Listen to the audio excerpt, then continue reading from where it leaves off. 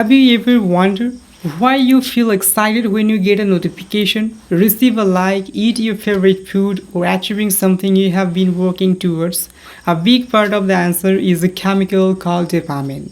Dopamine is a neurotransmitter, meaning it helps brain cells communicate with each other, and it plays an important role in motivation, learning, attentions, movements, decisions making, and its brain's reward system. But dopamine is often misunderstood as simply the pleasure chemical. In reality, it is strongly involved in helping your brain recognize what is important and motivating you to pursue it. Imagine you are studying for an exam and finally solve a difficult question. Your brain recognizes that achievement as meaningful, and dopamine signaling helps reinforces the behavior, making you more likely to study and try again.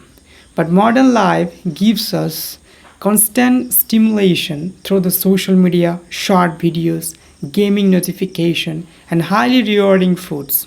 You scroll for 1 minute, then another, and suddenly 30 minutes have disappeared. The problem isn't that dopamine is bad. Dopamine is essential. The challenge is that constantly seeking quick rewards can make slower activities like studying, exercising, reading, and working towards long term goal feel less exciting. That's why meaning your attention habits matter. Put your phone away when you need to focus.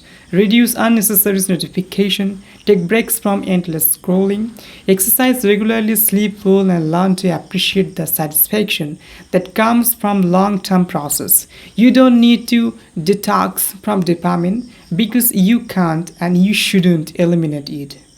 Instead, ask yourself one important question: what am I training my brain to chase? Because the things you repeatedly give your attention today can influence what your brain learns to seek tomorrow.